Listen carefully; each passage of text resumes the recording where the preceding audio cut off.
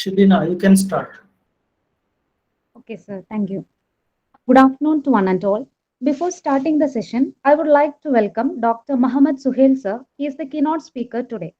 He is working as a technical manager at Standard Chartered Global Business Services Private Limited, Bengaluru. He has obtained his PhD in computer science from University of Mysore.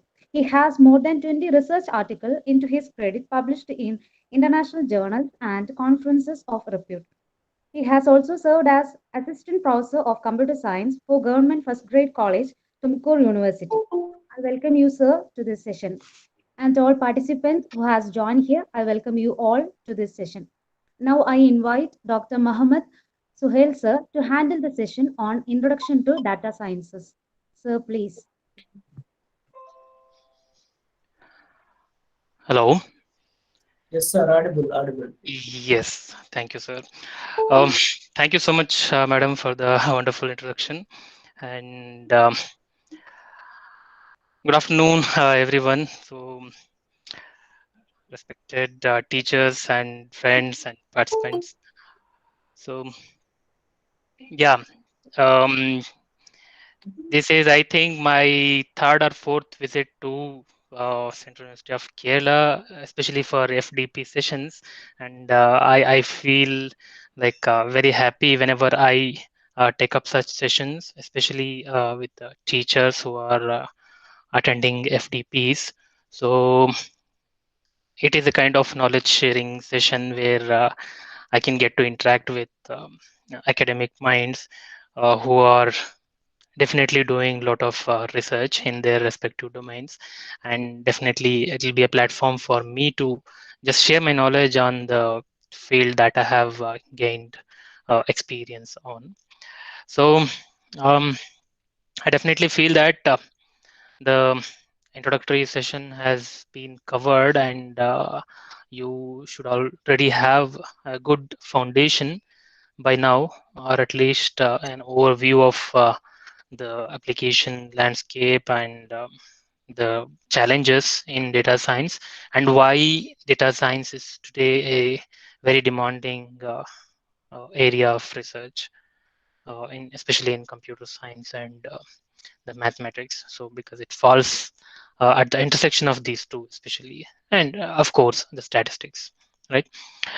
So in this session, I just want to take you all through a journey of data science, where I would like to touch upon the hard facts and what is exactly needed if you want to take up and work in a data science domain, and definitely some of the specific concepts and background and foundations that are necessary for anybody to start exploring data science, and to some extent some of the important applications of data science. I like to just go through all of these, and I expect you all to be very interactive so that I can get to know many things, and we can um, share our knowledge.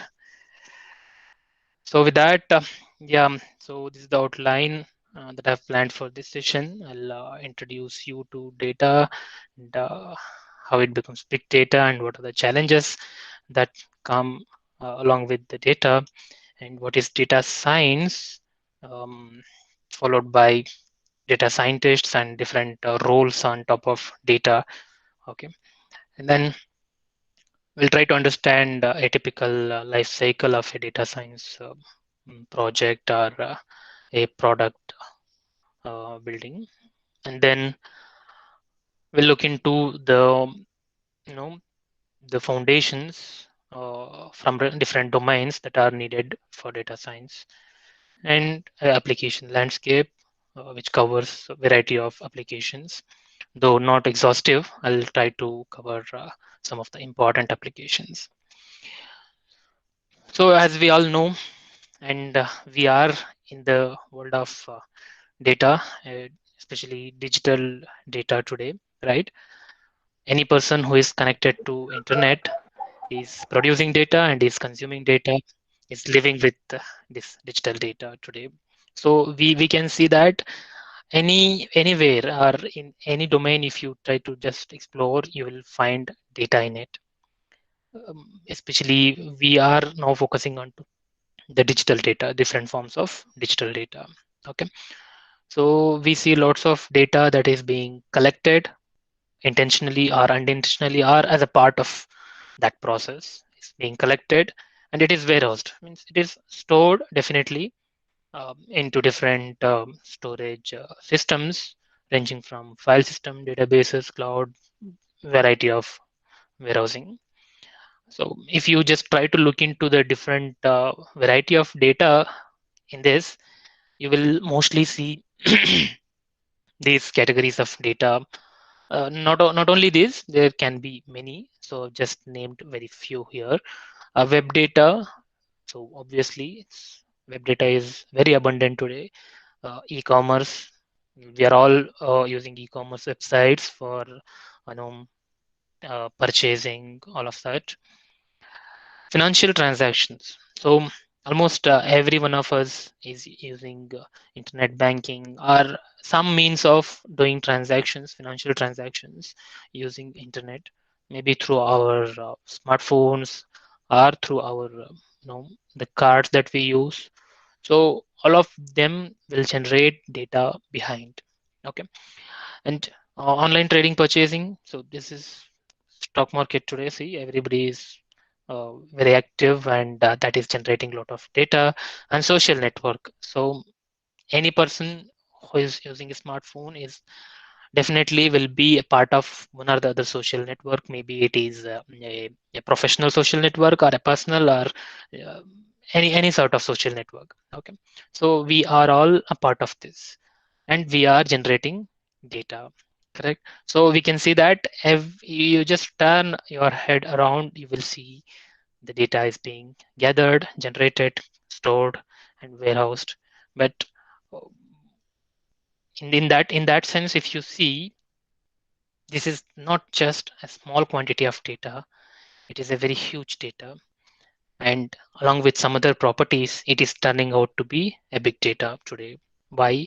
If you have a familiarity of what is a big data, so big data comes with different properties.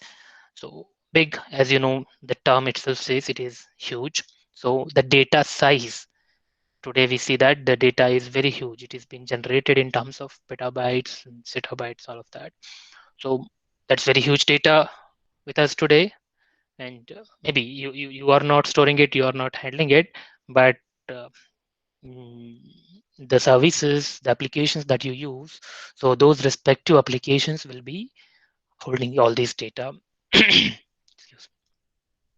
So that's one obvious property of big data today. And the other important properties to call any data as big data is the data velocity. So data velocity means how do you get the data? I mean, in what speed you get the data? You may get data in batches every now and then, or you get the data periodically, or you get almost real-time data, or it can be real-time data itself. So these are the different speed at which you can see the data being collected, and that's one more property.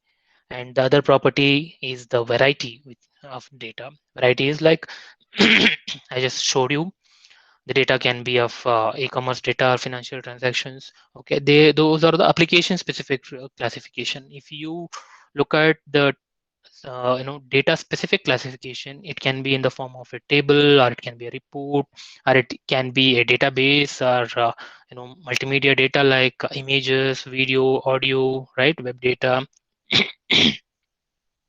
So all these are the different variety of data that is available today. So we have huge volumes of data which is coming in different speeds depending on the application, and you have different types of data that's being generated and warehoused. Not only this, we have one more property of big data, that is the veracity. Veracity is the form of data. So you may be receiving a data in one form today, the same data from the same source may change its form tomorrow. So the consistency of the data right? That's also not so standardized. So the data is inconsistent. You may see a lot of missing data in it. The forms may change. So all those become another challenge. So big data, why big data is challenging is because of these different properties of big data. One is you are handling huge amount of data. Second is it is coming in variety of speeds, and it's coming with different types, and it is not consistent. Okay. So, and we are ought to handle these type of data. And why ultimately we want to handle data? Let's see that a little later. But try to understand and experience the amount of data that we have around. And if I look into the types of data that we just saw previously in the previous slide, so it can be a relational data like a table, transaction, or legacy databases, or it can be a text data. So what you generally see on the web in your web browsers is generally a text data, and maybe webs will have text and multimedia data together. Semi-structured data. Semi-structured is you do not have the data in a tabular manner, which is a structured data, which you call it as relational data, or it is not even in the form of a plain flat text like running paragraphs. So it is in between. You will see some structure like a XML content or a HTML content that you see. It has some structure which can help you parse it, but it is not so completely structured as if you can see a table, right? So that is the intersection of structured and unstructured, which is semi-structured. And graph data, maybe the graph of uh, you know uh, say friends in a network, okay, or a graph of different servers of a particular application. So you can generate many such graph data, right, or geographical data. So these all can be interpreted in a form of graph. So that's one more type of data that we see. Social network data, semantic web, and streaming data, which is a kind of continuous data that comes as a stream, like maybe from a sensor may be sensing say temperature. So temperature is sensed by a sensor and it is being generated as a streaming data. Okay. Or the programs that you see via um, your devices like television or smartphone, so they all stream the data to your devices. That's a streaming data. And images and videos, this is again one more type of data that is generally available with us. But when you have all these data, and which is very huge, so scanning that data is a very tough problem, just scanning that data. Okay.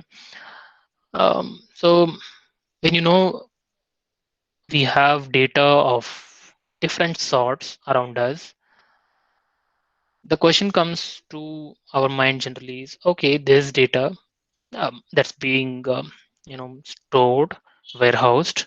So, but what's the use of it, or what to do with this data? Okay, depending on the application or depending on the people who are consuming or storing the data, the question of what to do will definitely vary from application to application, data to data, and person to person.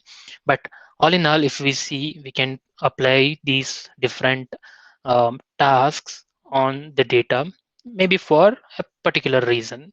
So what tasks? You can do aggregation of the data and generate some statistics for somebody who is definitely interested in some statistics of the data that is gathered.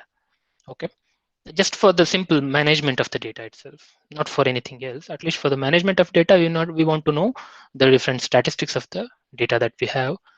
Or you can see a application where I want to index the data so that tomorrow I will be querying this data or searching some content out of this data.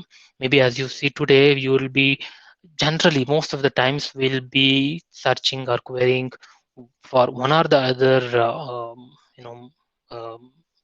information on web. So it can be a query based, it can be key based, it can be pattern based.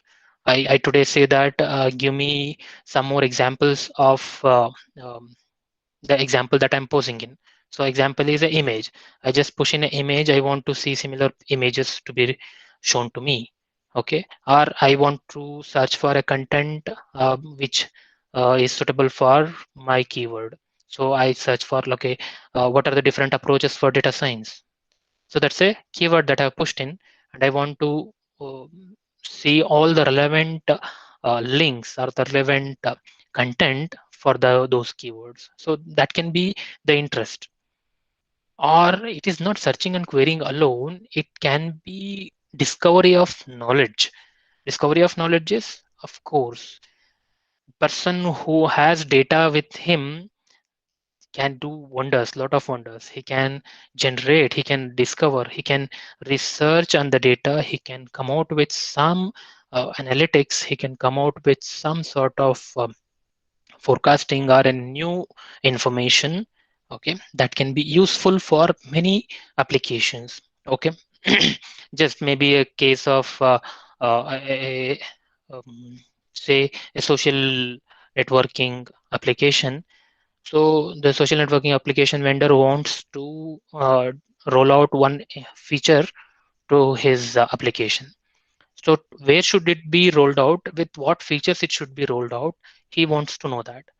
So he can know that, not just I mean, he cannot simply roll it out blindly. He wants to understand, okay, which feature is needed for which geographical region or which age group or which profession related people, right? Or which gender maybe. So all such discovery of knowledge can be done through mining this data that is collected by those applications, and can be modeling again, or it can lead to some forecasting or prediction. So based on the data that you have collected today, you can forecast something which can happen or which might happen tomorrow, or you may alert by predicting something out of the data. So all such are the very fascinating and demanding applications in variety of domain today.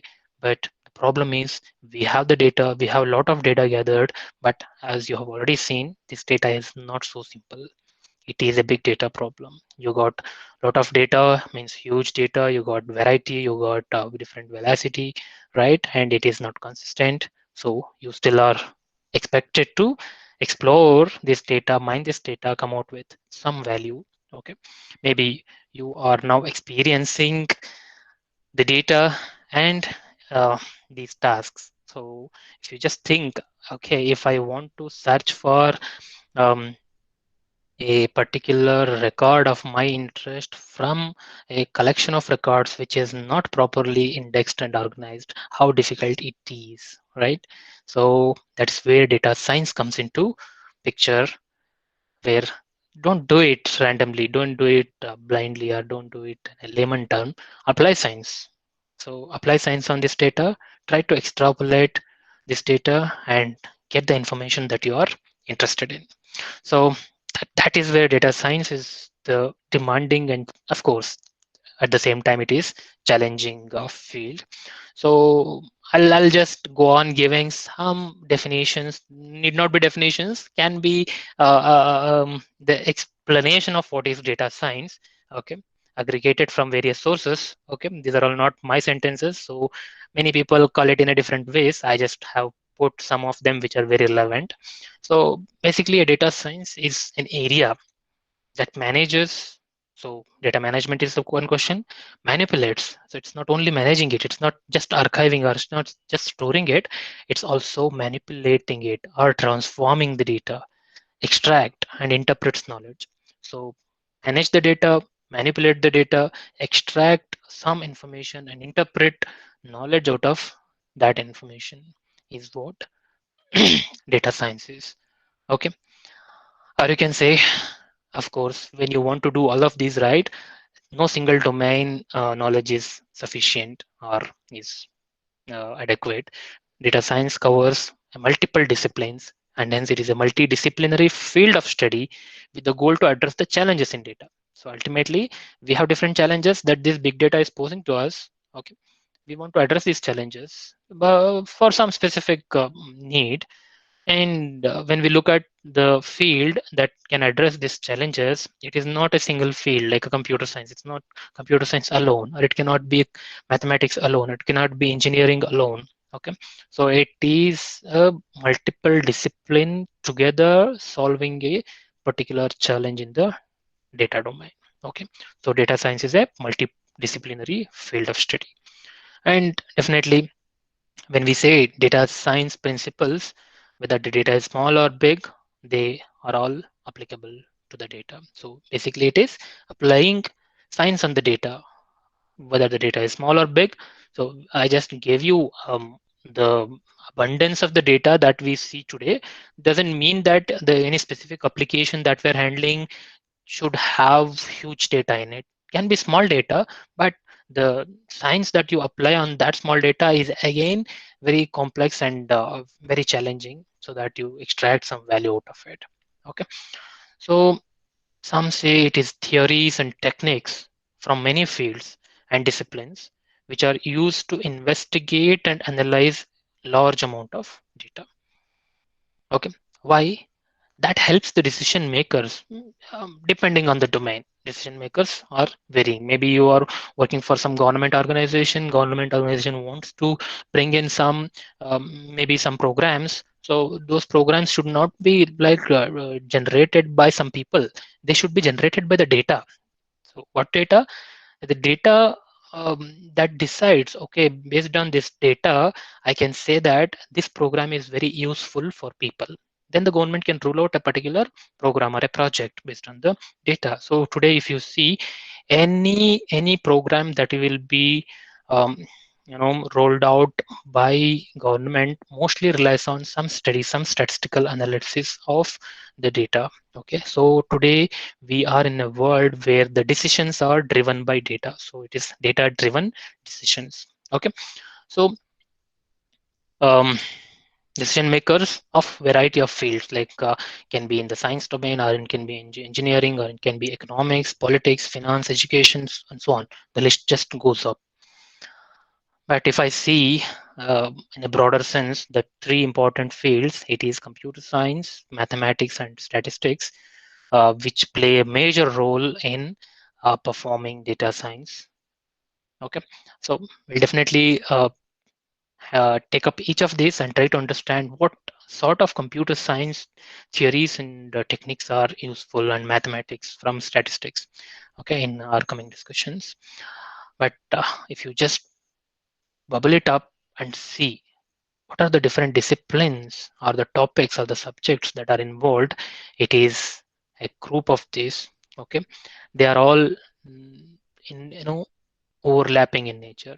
Okay, so data science sits at the center of these entirely overlapping list of disciplines. You can see that the outer the circle shows the stages, different stages of a data science problem solving. So you start with some um, problem, take the data, give it in a business sense, or analyze what is the outcome of this data, what should be the product that should be rolled out as part of this analysis. Okay, build a strategy. Okay, you can replace this business by anything. Okay, so ultimately understand the domain knowledge and uh, establish communications, then generate outputs. Okay, but these all consume these different disciplines. As you can see, it is consuming statistics, visualization theory, databases, knowledge data discovery, data mining, AI, ML, neurocomputing, pattern recognition, right? So it is a field that is overlapped with many such multiple domains. Okay, it is not a single domain problem. Okay, it can take up, depending on the data, depending on the problem that you're solving, it can take up some motivation from some of these fields. Okay, so any person who wants to work in a data science domain should have these attributes. So he should be good at applying scientific methods, and math is really needed, statistics, advanced computing, visualization tools, and a mindset of a hacker, like in a positive sense, to crack the problem, okay, to generate something. So domain expertise, he should be very good at the domain of the data that he is handling, okay. And data engineering is like how to source the data from different sources, how to connect, how to consume the data from different sources, okay. So that's the attribute of a data person who does the data science. And of course we all speak of this particular role in data science, that is a data scientist, okay. um, yes, data scientist is definitely a role which is, very demanding, especially in this current century that we are in. Doesn't mean that it was not there before, it was there, but with less scope that was given due to various factors, ranging from the technology that we are seeing today, okay, to the applications that we are thinking of today, okay. So conventionally we had no such powerful technology that we are seeing today, like GPUs or TPUs, right, cloud computing, all such. And the number of applications were also very few, because not all applications were linked to digital data, which is what today is the, you know trend. So data scientist is a person, or the people who do the storytelling, identify stories from the data, extract knowledge out of the data.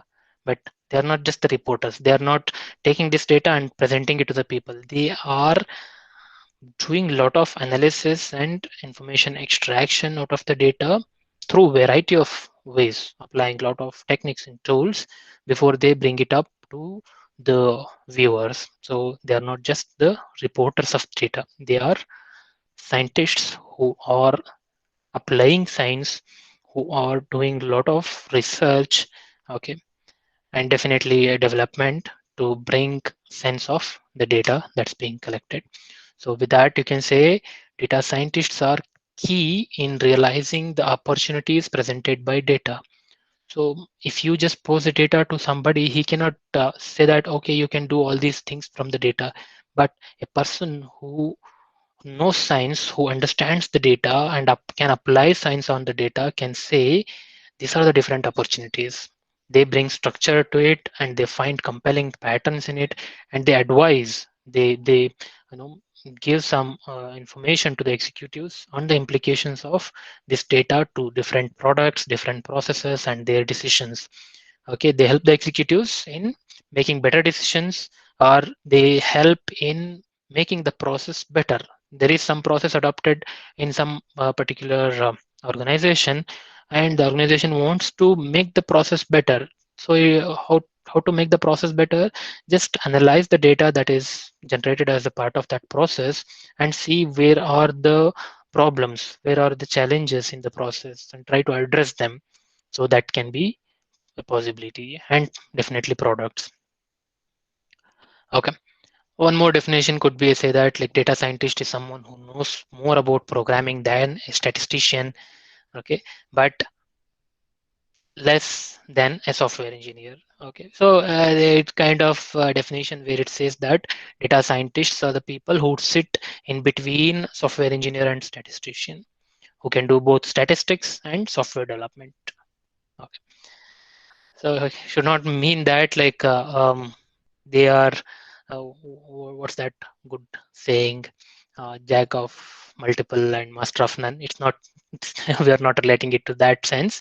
It is so software engineer cannot do data science completely, and a statistician also cannot do data science, because statistician will be missing the the important fields like computer science, visualization tools, programming, all that, so that he can apply science on the data and show it to the people, generate some information, right? They can just illustrate from some basic tools, and they can come out with theories. But a data scientist is a person who can actually make it realizable through applying computer science and a lot of such engineering principles onto the data. So that's how data scientist has become a a role of very high demand because he is at the intersection of both statistics and computer science. Okay, and a data scientist will be able to run with the data science projects from end to end. That means if you take up a data science project and if you just look at the entire life cycle of data science project, you will see the need for the data scientist at every stage of this uh, project life cycle. Okay, starting from the data understanding, cleaning, storing, exploring the data, identifying insights, build some models for the prediction kind of stuff, and finally wave a story, right? If data is giving you something that need not be in a way that people can understand directly, you need to convert that and put it in a form which can be a easier way of understanding for the people. So that's where like they try to wave a story around the data of their findings. Okay, so that's why data scientist is most demanding, and definitely it involves a lot of things too. But having said or having understood about data scientist as a role which is most demanding, it's not the only role today that we see in industries today. It is a different roles that we have in industry about data. So they're all data science jobs or roles. So data scientist, ML engineer. Okay, he is an engineer who can apply machine learning on top of data to generate some predictive statistical models that are really helpful. Data managers, they are at the top level, and data architects, they can build complete infrastructure. From an infrastructure point of view, from the solution point of view, they will be at the top level of data roles. And data engineers are the people like who can help data scientists in um, consuming the data easily, because they bring data from different sources to a common source. They allow scientists to get the data easily. Database administrators and data analysts, business analysts. So these are all the roles which play on top of data. Okay, so definitely, because all of you are faculty, you can make your students aware of these different fields of data, so that maybe it is definitely a common that few of the students will be a kind of like hesitant in taking up data science related topics, just because they do not or they are not so confident of some of the concepts. Like they say this, it involves a lot of mathematics, it involves a lot of statistics, and I don't want to get into it. No, you need not be strong in mathematics or statistics to enter into a data role. You can be a pure software engineer, you can be very good at programming and other stuff and still get into data related roles, because of like a data engineer or data architect, which need not be the roles which require a lot of statistics and math compared to data scientist role. So with that, like I would like to give you this visualization also, where you can see what role requires what sort of expertise of a domain and with what level. So you can see the three degrees of expertise, from not that important to very important. Of these important you know domains are the topics for the different roles. Like we've covered four roles: data analyst, ML engineer, data engineer, and data scientist.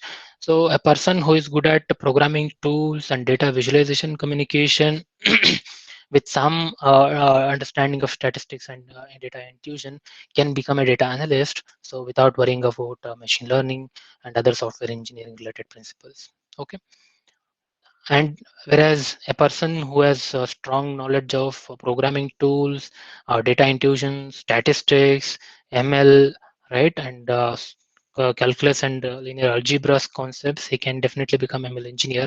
Or on the other way around, a person who wants to become an ML engineer can focus on these areas more compared to the others. Okay, whereas if you see data engineer, he'll be mostly focusing on two programming tools to connect various sources of data and pull data out of it and transform the data and send it to the data scientist. And data wrangling, that's where a lot of data transformations are needed, and definitely software engineering, because he'll be a part of a software engineering team and he should be good at the software engineering concepts. Okay. Whereas you can say ML engineer, though he is an engineer, he's not a pure software engineer. He will be a part of a software engineering team, but coming to the software development, he will be spending less. He will be focusing more on to pushing the models, pushing the statistical models, ML models that are built by data scientists into production. That's where he'll be focusing more. And if you see data scientist, right, he requires all these areas at very solid level compared to these two, software engineering and multivariate calculus and algebra. So if you see data scientist as a role, he is the one who is very good at almost all of these concepts, but other roles need some of these at some level and some of the others at a lower level. Okay. So it is definitely good to know the different roles of data and what each role does and what each role demands as a underlying foundation to get into that role. Definitely a person can start with the journey of data into data analyst, then he can move slowly into ML, and then he can gradually become a data scientist. Okay, so that can be a career path that he can definitely plan. Okay. So uh, definitely, I just thought this could be a sense that you can have so that you can guide your students who are really interested in taking up data related stuff. Okay. Yeah. So coming back to our data understanding, when we say data science as an entire process, beginning from collecting the raw data till producing some useful information out of it, involves a properly designed workflow. Okay, so as you can see, you get the data in the raw form collected from real world. Okay, which is not definitely in a form can be understandable directly or can be fed into your data science related or maybe you cannot fed directly into some of the modeling stuff, so you need to process it. Okay, so to process you need to understand the data in a better way, right? So you should do a lot of exploratory data analysis to understand the data, to get sense of the data. Okay. um, so EDA involves a lot of stuff like data transformations, applying different transformations, studying different statistics of the data, making a lot of visualizations of the data just to know the data better. If you know the data better, the subsequent tasks that you do will be easier and a lot more accurate than just applying any random model or random algorithm on top of the existing data. If you try to understand the data, if you just take a person who is really good at data science and ask him what do you do when you are given a data and a new problem to solve, he says, I will try to understand the data first. And 50% of his effort will be spent in this data understanding and data cleaning itself. Okay, modeling, generating some statistical models is the end of your data journey. But to reach to there, to make your models efficient, to make them fit properly, it is really important to understand the data, explore the data, clean the data, make the data better so that those statistical models can make sense out of the data that you are giving it to. Okay, so if you look at the process again, it is data processing first. So a lot of transformations and statistical analysis followed by cleaning of data set. It involves a lot of junk values or you know can say they're all noise for your model building. You can say there'll be outliers, there'll be missing values, there'll be like imbalance. All these are the noise or the bottlenecks to have a better more data science model. So cleaning data is a very important part of data science project. That's where it involves a lot of visualization understanding and data the statistical concepts understanding. Okay, and some of the core tools that are needed in cleaning the data, and definitely with data domain knowledge. Okay, So you cannot clean the data unless you know what data is with you and how it is making sense. Okay. And finally, you study these models and algorithms and maybe build some custom models on top of the data that you have and generate some statistical inferencing system, not necessarily involved in all data science projects. Some data science projects just require some better visualization of the data. Some require some kind of statistical modeling where the end goal maybe is to predict something or answer to some particular question, or maybe a model which does the classification. Okay. So such statistical decisions drive the models. If you are just into making the data better visualizable one, so that from the visualizations, if the inferences are made, then it may not involve some statistical modeling, but definitely most of the data science projects involve them. And that is where the machine learning related stuff come into picture into the data science domain. Okay. Then once you have the models and algorithms built on top of your data that you have cleaned and processed, you will communicate through a report which can be easily understood by the people who are not into data science domain, right? They are layman for data science. So you should ultimately make your output or the results that you generated in a way that these people can understand, or you may lead it to generate a product out of the data science. Okay. So with this, I can say the modeling and algorithms require machine learning, and machine learning is as a black box. If you try to understand, it is where you push in data and push in the expectation that you have to your say your computer and expect it to generate a program. So it is in comparison to the conventional programming where you push both inputs and program. Program is nothing but the instructions that should be applied on the data, and the computer just follows these instructions that you have fed in on top of this data and generates the output. No, that's not the expectation today. Our expectation is I have the data with me and I know what I am expecting out of this data both. So I send these two in to you. You build a model, you build the necessary transformations, you build a set of instructions that can generate my output. Okay. So that's where ML comes into picture. And when we say machine learning algorithms, it falls under three important categories of learning, okay, in terms of the techniques that are used to perform machine learning. Okay. One is supervised learning, where the problem is generally into classification. Okay. Kind of I can say you got different categories of data with you, but the categories are not attached to the data when they come to you, but you know the data will have these categories.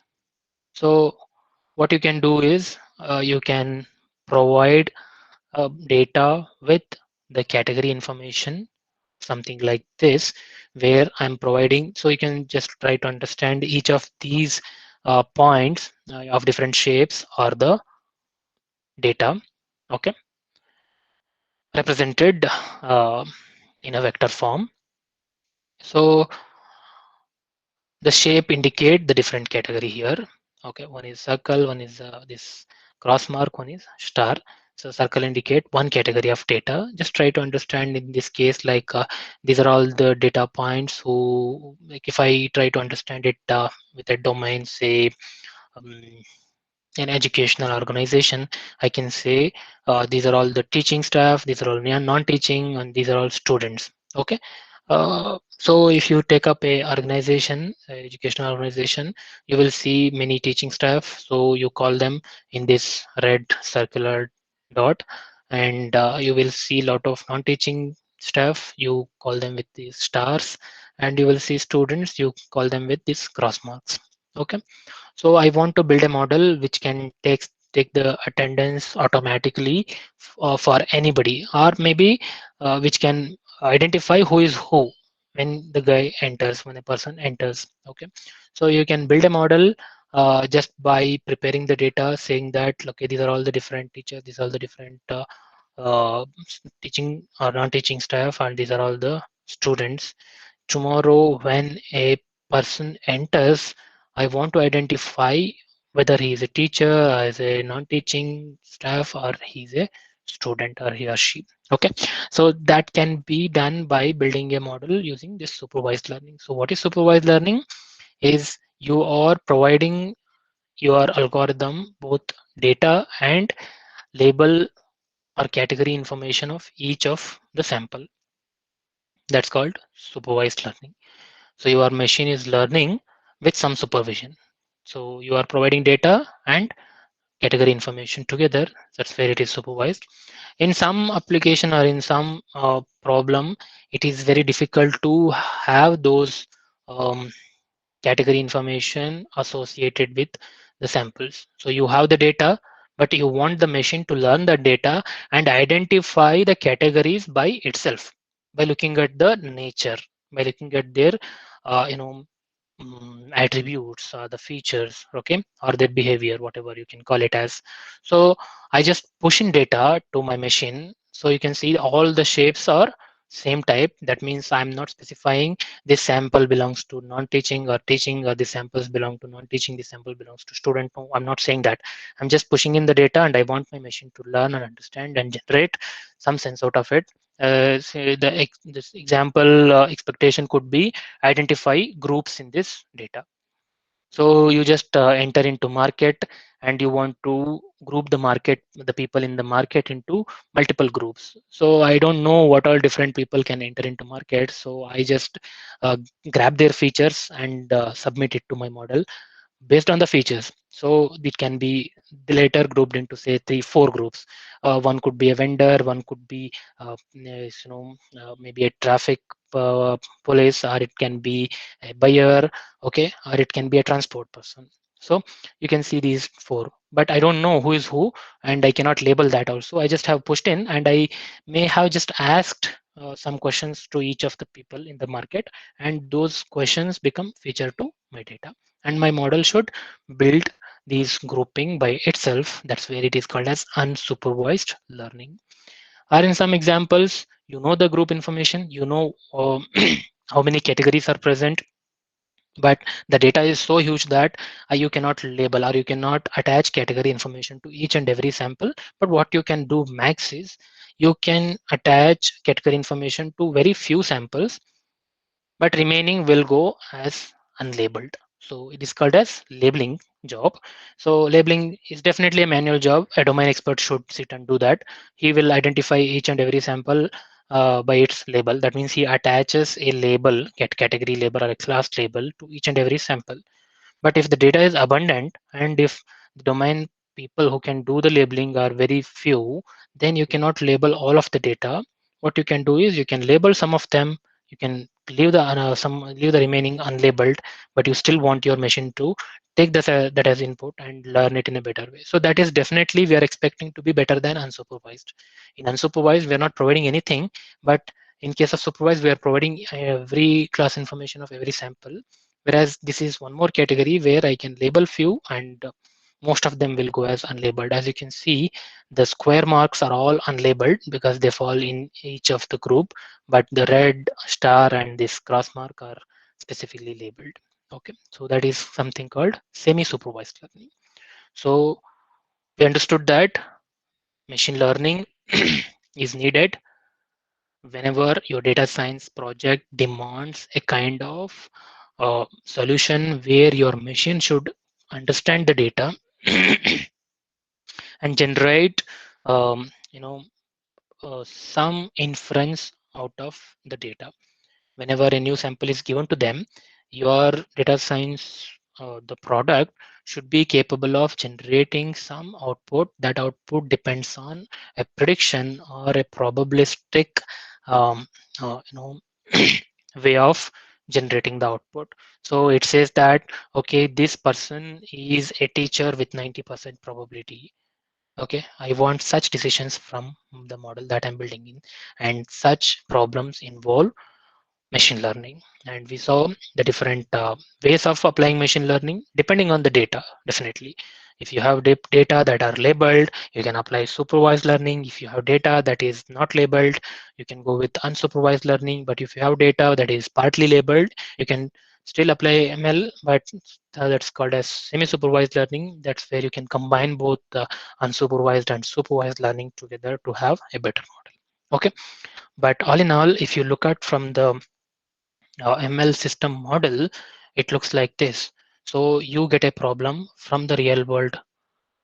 Okay, so this real world just pushes the data, and what you do as a data scientist is you do a lot of feature extraction, normalization, right, and feature selection.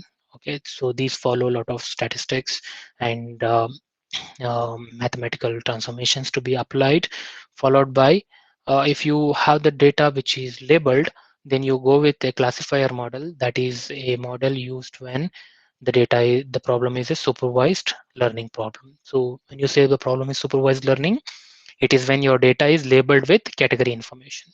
Okay, so you choose a classifier model and train it with the data that you've created, I mean converted into the features, and then evaluate it and finally see if the results are okay. Then if they are really good, acceptable, then you push it to the real world back as a product or a solution that can be consumed later. Or if in case if your data is not labeled, then you can apply some unsupervised learning. Clustering is generally a unsupervised learning technique that is applied, and which generates the clusters or the groups in the data, and those each of the group that is generated, right, can now be treated as the label. So what happens, you will see in unsupervised learning, your technique will divide the space into multiple groups, divide the sample space into multiple groups. So now each of these groups can be treated as one category. So what I do is this, I call it as category 1. So I label all of them as 1 1 1 1 because I don't know what it is. I cannot give some meaningful label to it as I've given here, like teacher or non-teaching. I don't know whether it is a teaching group or non-teaching group, but it is definitely one of the groups that your model has identified. Okay, so I can say 1 to this group, I mean all the samples in this group, and then 2 to all the samples in this group, 3 to all the samples in this group. Okay, now what you have with you is a label data, right? For this group, you have the label as 1, for this group label as 2, other group has label 3. Now you can call that as the labeled data. When you have the data that is labeled, what you can do is you can pick a classifier model now and train the model, evaluate it, and see if the results are good, push it. And what if the results are bad at whatever stage of your processing? See, if if the results are bad, what is generally needed? If it is definitely a iterative process, and it is iterative at all the stages. You can see, okay, my results are not so good. That means I have cleaned the data, I have prepared it, I have created the features, and I have selected a classifier, trained it, but I see that evaluation says the results, I mean, on the unknown samples, the results are not quite good. So what I do, I go back, I train it in a better way. Means I change some of the parameters, some say hyperparameters will be there for your model. So you modify them, okay, train it again, push it. So you do it many times until you find something good, then okay. So even after doing all possible ways of changing the classifier model's parameter, if you are failed to generate a model that is acceptable, then what you do is you go back, okay, there is something wrong with the classifier that I've chosen. Maybe this classifier is not suitable for this. Okay, that's the trial and error, completely trial and error approach. So you go back and choose a different classifier and do the process iteratively for all the classifiers. Okay, or sometimes you may say that, okay, the feature that I've chosen, they themselves are not so strong. So what you can do, then you go back and study different features, apply different statistics, make a different set of um, feature vectors, then again repeat the process. So you can see that this is iterative at multiple stages, and the number of iterations, okay, that are needed when before you generate a really good model, that really depends on many stuff. Okay, but the important thing that are needed is like the experience of the person who is handling the data, whether he's from the domain or out of domain, how many problems he has solved, how good is his understanding of all the underlying concepts of data science, right? So all those definitely will matter. And the data that itself, if the data is very strange, you may see the data is very challenging, very strange, that drives even a very experienced person to shed his lot of sweat before building up a good model. Okay, so that is in one problem you may see a model generated with a lot of good stuff in a single iteration. Okay, maybe by luck or maybe by the experience of the person. Okay, or maybe by the data that is so good. Or the worst possible scenario is you may end up in generating a model which is definitely not going to be acceptable, and or the acceptance threshold should be reduced. Okay, but all in all, you can just try to understand here. These are all the different stages of a ML model building, and this ML model building is a part of data science project. Okay, so with that, I now want to just take up each of the important concept that is needed for data science domain. Okay, and just brief you out what are needed in each of these. Okay, so as you must have understood by now what are the important mm, streams that are needed for data science. It is mathematics and applied statistics, data analysis, solid programming skill, at least in one of the programming or scripting language like R or Python. Definitely some of us will use MATLAB, so good. Okay, but mm, it's just that these R and Python are open sources which are accepted or appreciated more in industries. But if you are into academics or research, definitely you can choose MATLAB also, depending on the mm, ease that you find with each of them. All of them are equally good. R, Python, MATLAB, all three of them are equally good. But Python, as a scripting, programming, and modeling language, has a lot of support. Is a very good, and today you see a very huge support system for Python. Okay, because of the huge community that is using Python. Okay, that means you will have a lot of help when you try to work in Python compared to others. Okay, I'm not advertising Python, but I'm just sharing my experience with Python. So data mining, database storage management, ML and discovery. Okay, so these are the different concentration in data science. Let's just try to see some important concepts under each of these. So when you look at probability and statistics, we should know how to explore and understand the data. So that drives many concepts of probability and statistics, from distribution study, right? From fitting the data into distribution, studying different statistic. Okay, identifying the underlying relationships. So here you may be studying a lot of variance, covariances, right? All of that, and prediction related statistic, like, so what are the predictive statistical models, identify them, learn them, and pattern determining related stuff. Okay, anomaly handling concepts in statistics. So these are all the core concepts that are important for a data scientist, and he should know these concepts of multivariate calculus and linear algebra better when he wants to build some statistical model using machine learning concepts, because all ML algorithms are built, or you can say they consume data in the form of vectors. Okay, or you can say matrices, or you can say tensors. Okay, so the tensors are an extension of a vector into multi-dimension. You can call it as a tensor. So vector algebra is really necessary for anybody to get into data science. And coming to the calculus part, you should know the derivatives and gradients, the different cost functions. Okay, optimization theory of calculus. So all these really matter. Okay, the differential calculus and integral calculus, both are really essential. Okay, from their conceptual point of view. It's not just the way maybe it is understood. You should be able to apply them on the data. So it is applied multivariate statistics, applied integral and differential calculus that should be known. So while studying them, try to learn with the applications how to apply them. Okay. And data wrangling is again into maybe the statistical picture.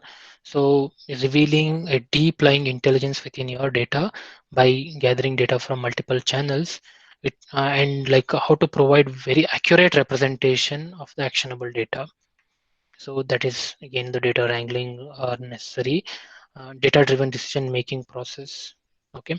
And some of the tools that really come very handy and easy for us if we want to do data wrangling or something like Excel, Pandas, Power BI. Okay, depending on the type of data. Okay, and these generally these data, these tools assume data to be in the numerical form. Okay, if you have the data that is say unstructured, maybe images or text or videos, definitely they need to be first converted, transformed into real data before you can apply these data wrangling tools, because from their raw form you cannot explore.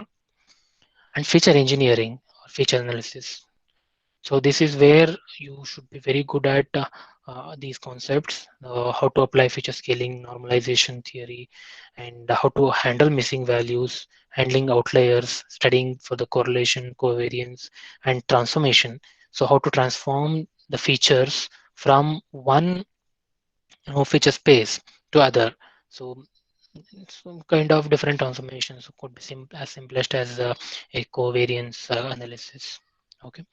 So dimensionality reduction is definitely important, especially when you are handling data which are explained or described by a very huge number of features. Okay, you may see you will have thousands of features to be handled in your problem, but your infrastructure may not support processing thousands of features. In that sense, you may think of selecting the features or extracting, means reducing the features.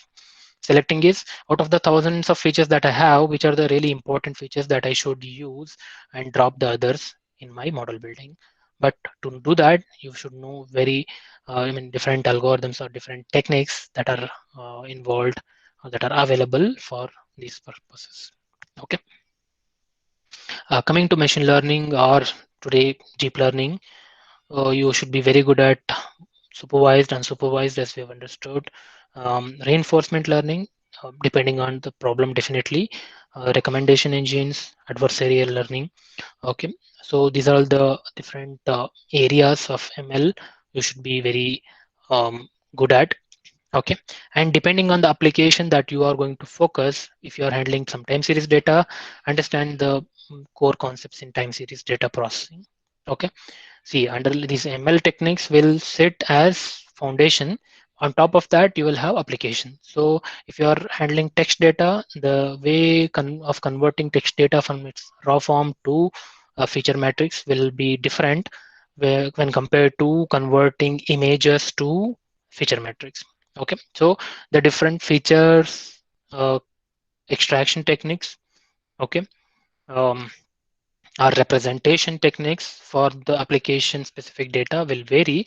So decide your domain, decide your application based on that. So if you're applying in working in NLP domain, you should be learning different concepts apart from the ML concepts.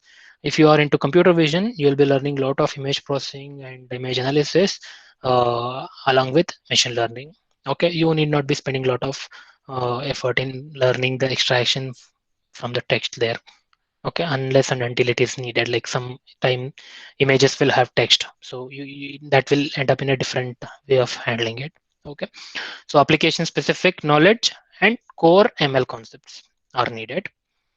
And coming to programming, as I've already briefed, so these are the list of different programming or scripting languages that are used in data science or related problems. Doesn't mean that you should know all of them. Any one of them is really sufficient, but depending on if you are working on a distributed computing environment, maybe learning language like Spark will be necessary, okay, to some extent if you are handling it. And SQL if you are handling databases, okay, and other libraries depending on the problem, okay. So if you are into maybe deep learning, maybe you will be expected to know the deep learning frameworks like TensorFlow, Keras, PyTorch, okay, or MXNet. So there are many. These are the important ones. And yeah, the core machine learning, or you can say not deep learning, will definitely need this, and deep learning will also need this. Okay, scikit-learn is more into statistical machine learning related libraries. Okay,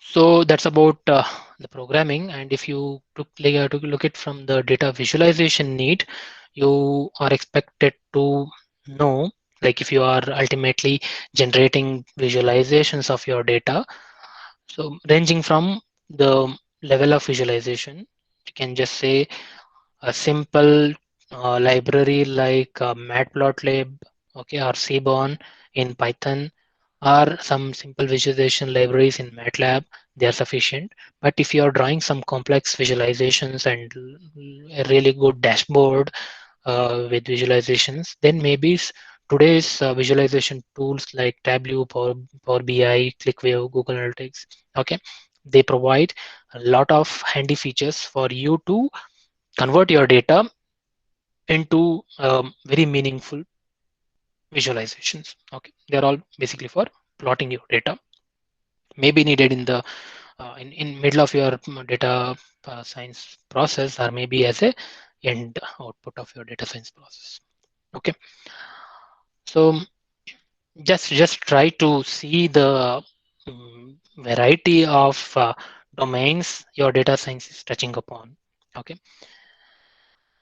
so good to have cloud computing, because today we mostly handle data which is not sitting on our local machines, correct? You may be expected to connect to the data sources which are uh, in cloud, okay, or maybe your entire data science platform runs on cloud. In that sense, you may be expected to learn some of the cloud computing, or cloud computing in a sense. You need not do cloud computing, but today we have a lot of cloud platforms like AWS or Azure or GCP. Okay, so they are all really popular, and what they can help you is they can provide you a lot of managed services where you can apply a lot of data science. Means they come up with predefined data science algorithms. You can just select them, play with them with by varying lot of hyperparameters or tuning or stuff. Okay, so whatever you do in your local server can be replicated on the cloud data, so they will take care of those abstractions of handling data from multiple sources and computing your making computations distributedly. All of them will be taken care by those cloud vendors. What you will be doing is you should know how to use their managed services to apply the same data science principles that you have applied or performed in your local machines. You have Python that you use some scikit-learn package to build a simple ML model here in Python in your local server.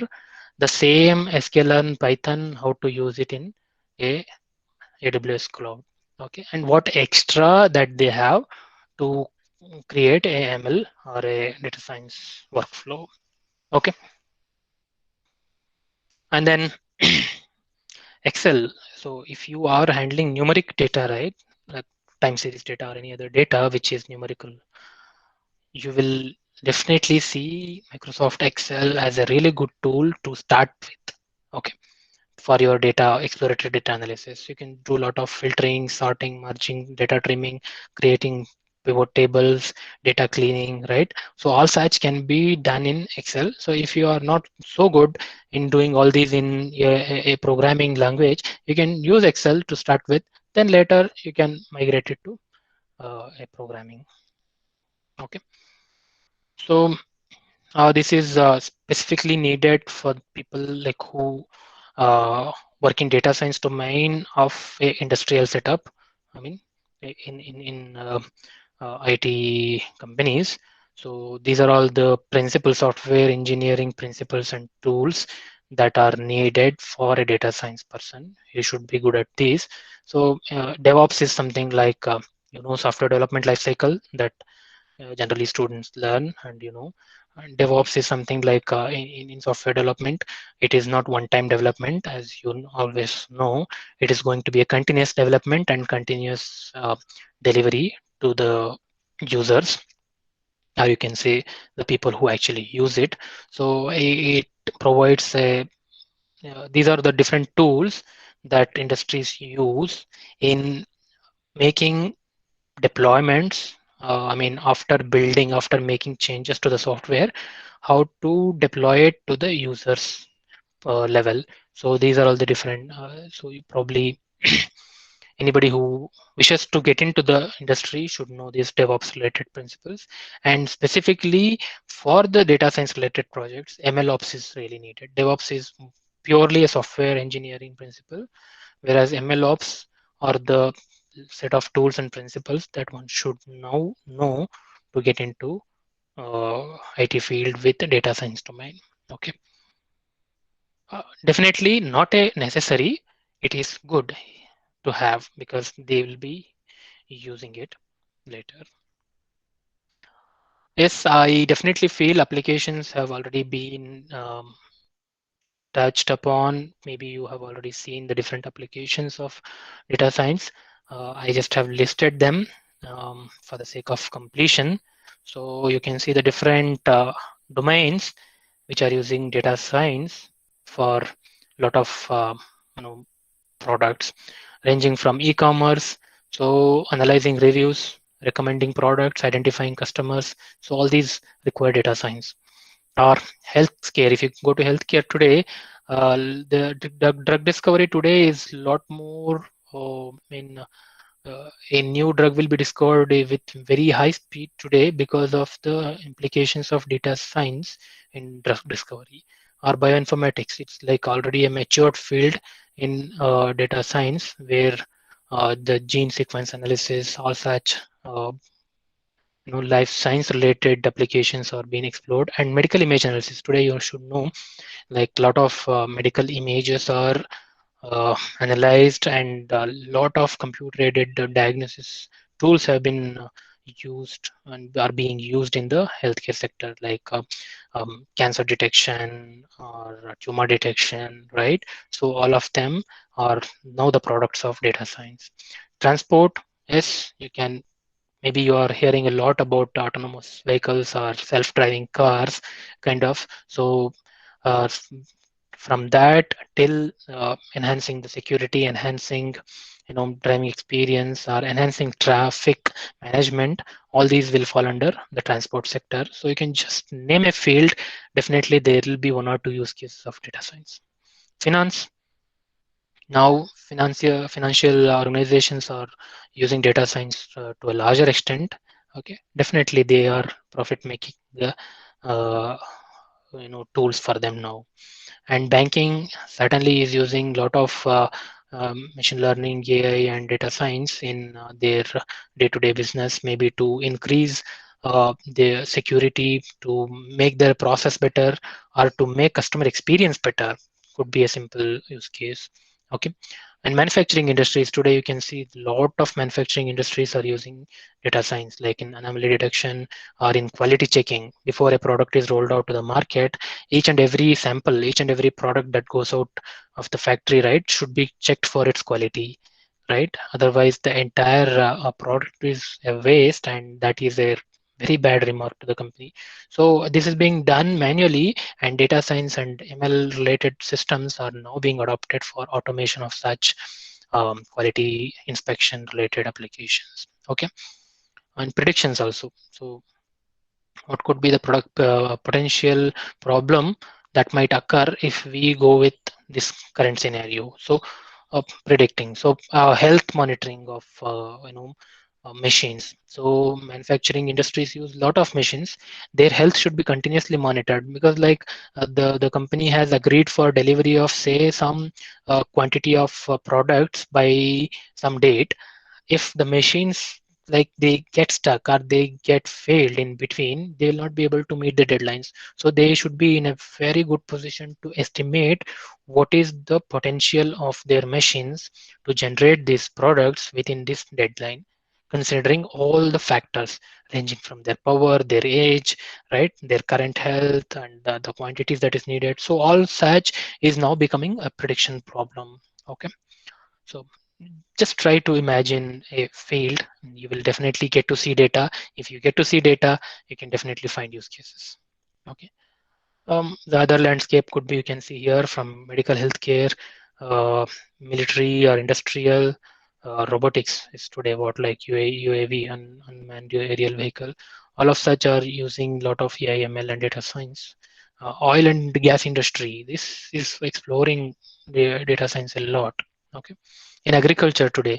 So if you are from agricultural field, you will definitely see a lot of computer vision related problems from agriculture domain. And EOPS, transportation and infrastructure, consumer, entertainment, retail fields. So today you see, if you log into your e-commerce website, there will be very personalized recommendations that you see in your homepage itself, right? Based on your search history, right? You are searching for some product in Google, but your Amazon shows up that product because they are using your search histories and other stuff to make your experience better, but in a way they are consuming your data. So yeah, again, this list goes on into manufacturing, healthcare, retail and e-commerce, fintech, the financial organizations, right? They, I've just listed down the different applications under each of such domain, but they're not exhaustive. You can find many. Weather management, okay. And if you look from the, that's the application side. If you look from the companies that are working in this AI and data science related field, okay. So today the big guns, okay, which are called as FANG, Facebook, right, Apple, Google, Netflix, Intel, Microsoft, Twitter, okay. These are all the these are all the very well-known industries today, and these very well-known industries are into data science and AI. Just you can just now and try to see the importance of data science and ML in the current industry. So if your large industries which are very popular and mm, which are at the top, if they are exploring it, they are not only exploring it, but they are trying to monopolize it also by just acquiring a lot of startups. You can see each of these are the startups that are acquired by the respective companies here over the period from 2010 to 18. So if you just see why these startups are being captured or consumed, or you know they are acquired by the companies, is because they want to monopolize the industry and they want to grow as a big power in this area. Why? Definitely because it has potential, it has scope, it has a lot of applications, and at the end, it has money. Okay, so maybe on one side it is uh, making a lot of useful tools and applications for laymen, to different professionals, like from the health sector to any other sector, like till the education sector also. It is providing a lot of good applications which is making our lives very easy, right? And it is also helping, on the other hand, to solve some very complicated problems which are kind of called as unsolved or uh, not solvable problems being are being solved today. Okay, and on the other way, all these will definitely drive the economy and the power. So that is why it is at the trend.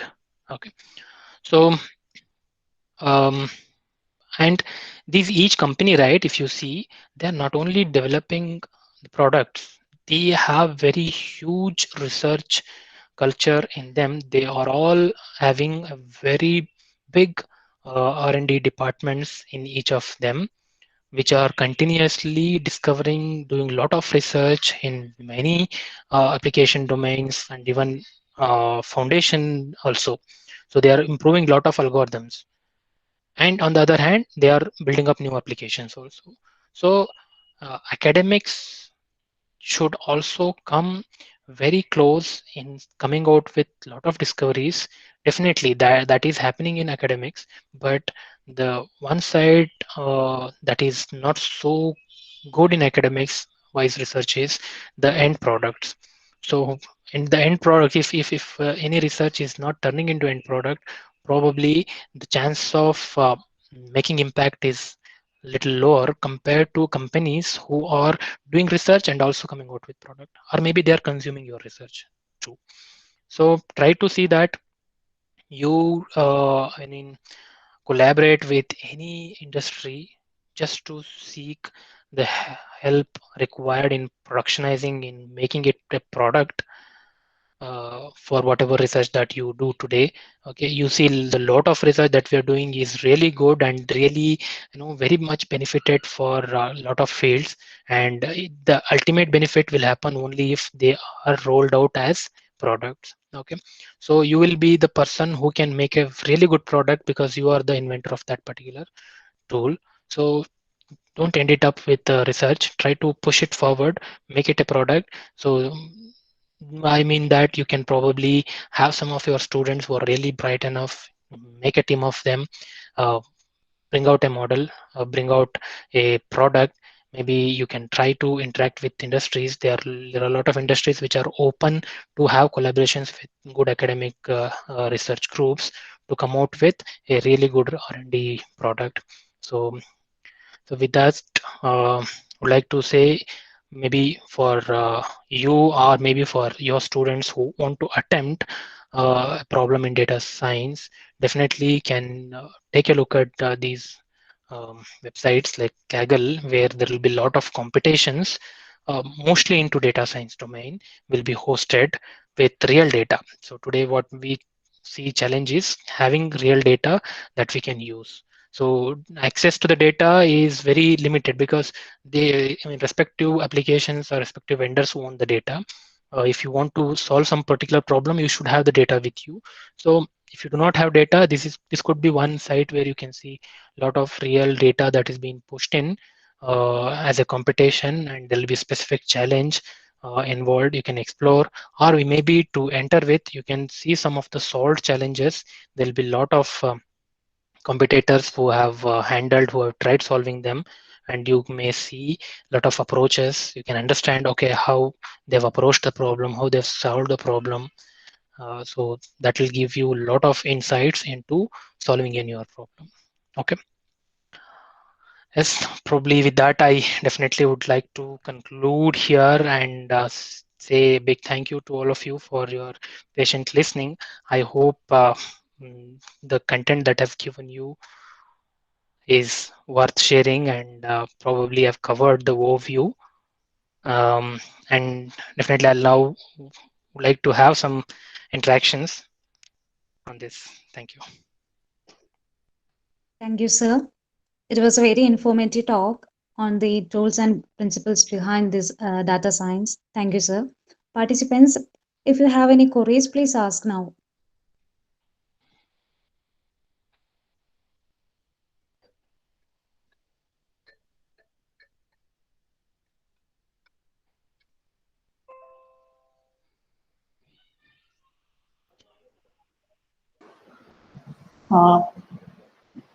Kumar, can I ask one question, Kumar? Dr. Kumar Mallikarjuna. Yes, sir. Yes, sir. Yes, sir. Yes, sir. You can ask. Yeah. Sir, one of my questions is, now you Yes, have sir. showed a lot of applications. In the stock market, currency market, commodity market, we see a lot of predictions being made, but most of them are not actually coming true. Predictions are there. Like Yes. intraday trading also, there are lots of things. Now, is this big Yes, sir. data being used there? And if it is being used there, where is it used? That is one. And then the other one, this artificial intelligence, is it being used in the stock trading, especially with reference to India, I'm asking.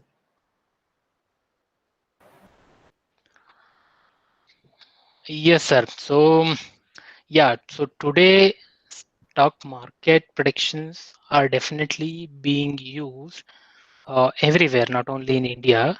So, it is with the model-based predictions. Today, stock market is being handled, but coming to the tools, right? So definitely large organizations have really good predictive models that they are exploring and leveraging too.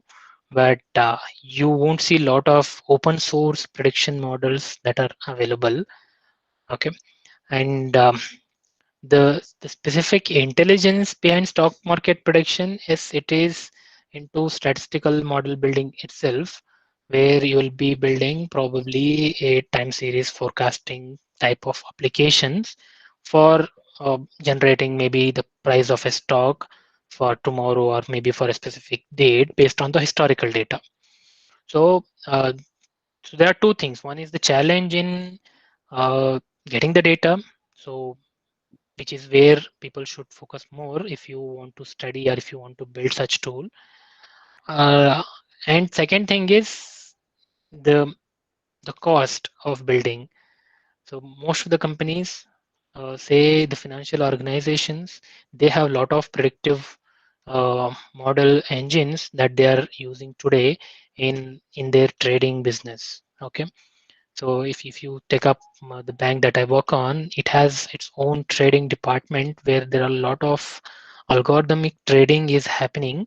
That means algorithms are used to trade, algorithms are used to predict and perform the trading. So they are um, definitely at the forefront and they have made difference as also. Yeah, thank you, sir. Thank you.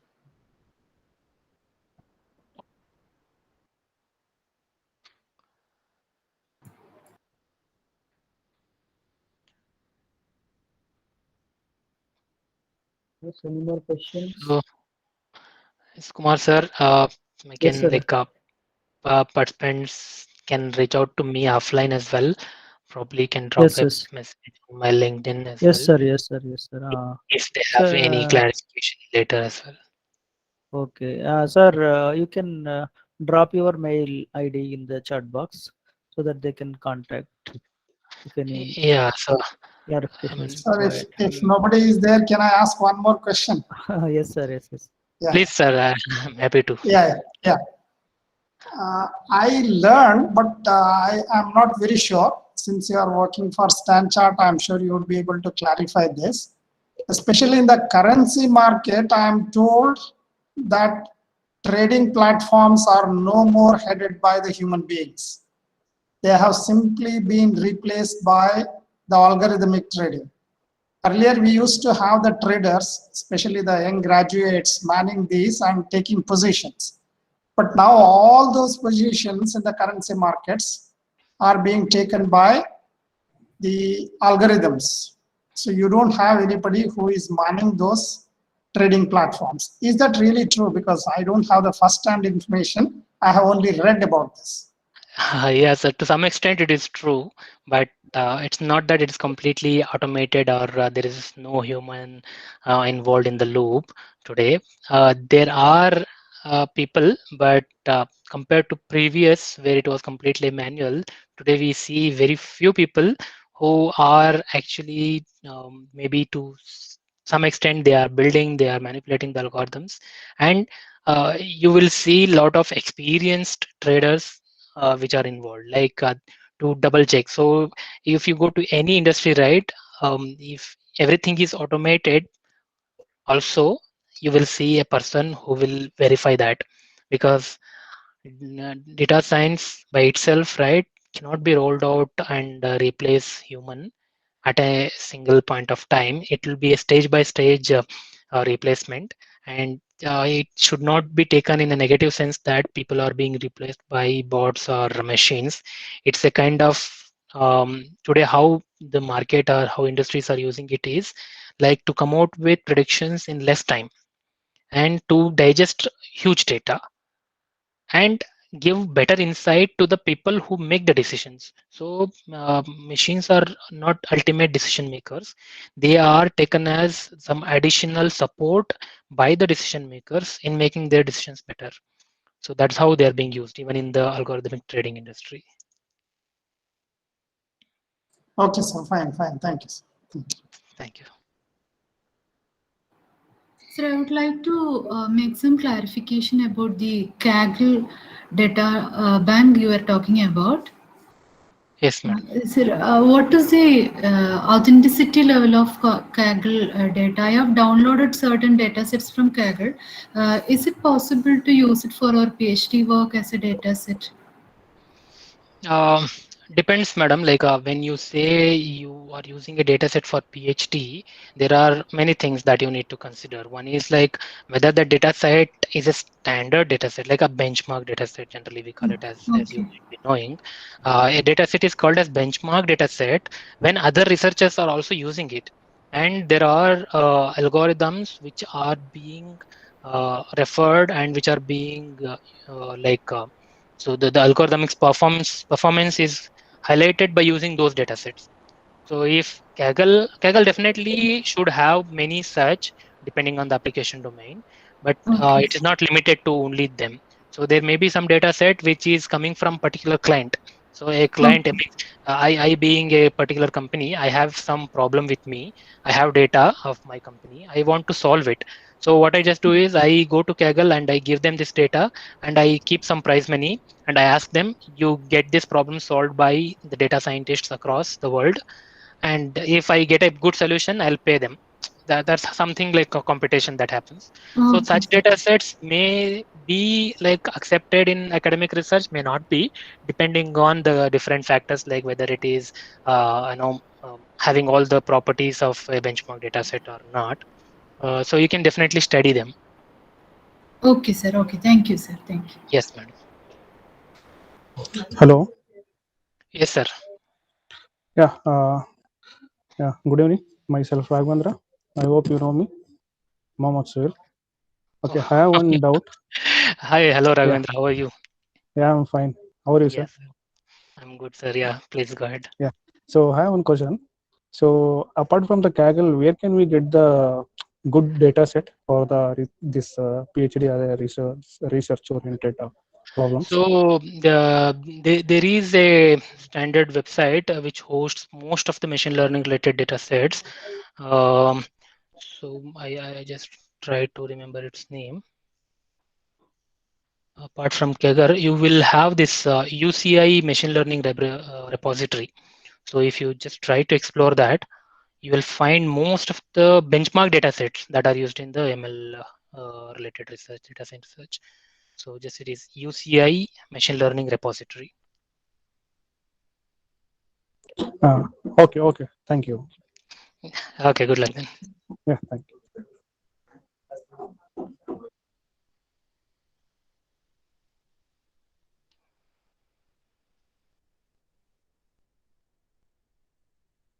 Yes, any questions? Any more questions?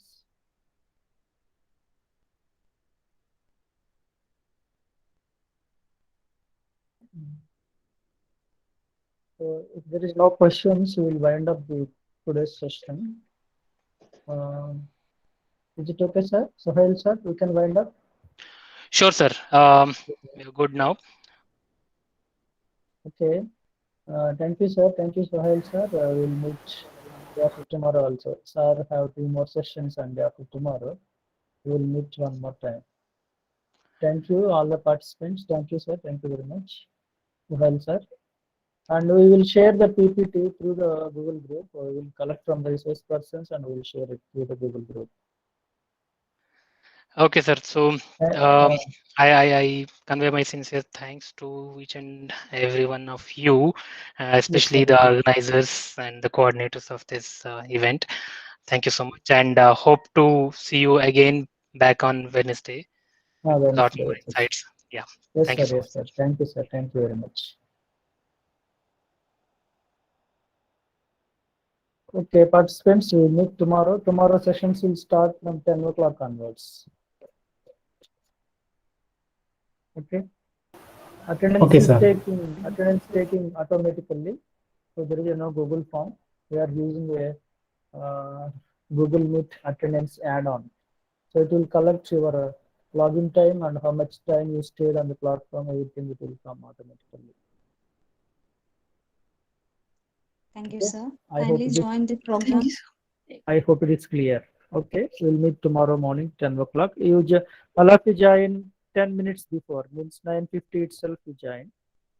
Okay, thank you all. Okay, sir. Thank you.